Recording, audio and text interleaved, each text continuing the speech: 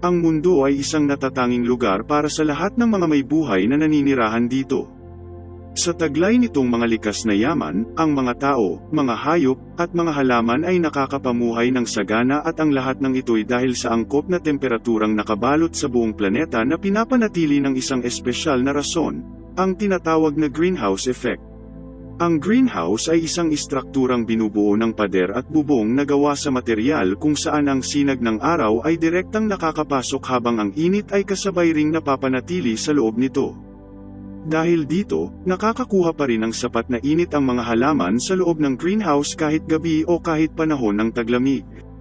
Ang ganitong konsepto rin ng greenhouse effect ang nagpapainit sa buong planeta kung saan imbis na mga salamin o transparent na mga material ang nakapaligid sa buong mundo, ito na may binabalot ng layer at lupon ng mga gas na kung tawagin ay atmosphere.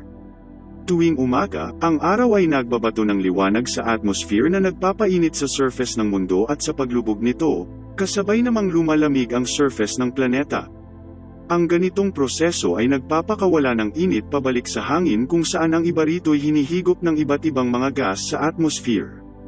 Ito ang tinatawag na mga greenhouse gases at ilan sa halimbawa nito'y ang methane, carbon dioxide, pati ang natural na singaw ng tubig. Para mapanatili ang tamang temperaturang kinakailangan ng lahat ng species para mabuhay, kinakailangan rin ng mundo ang tamang balanse ng greenhouse gases. Sa kasamaang palad, ang pag-usad ng modernong pamumuhay ay kasabay ring binabago ang natural na greenhouse effect ng buong planeta.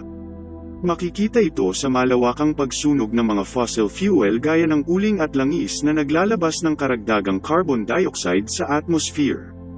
Dahil sa mga sobrang greenhouse gas na ito, mas maraming init ang naiipon sa atmosphere na lalong nagpapataas sa temperatura ng buong mundo. Ngunit sa kabila nito, iba't ibang alternatibo na rin sa parehong maliit at malalawak na antas ang tumutulong upang mapreserba ang kapaligiran at patuloy rin ang pag-aaral ng mga dalubhasa kung paano pa mas maiintindihan ang epekto, positibo man o negatibo, ng mga greenhouse gases hindi lang sa panahon at klima, kundi pati sa napaka-espesyal at natatanging greenhouse, ang buong planeta.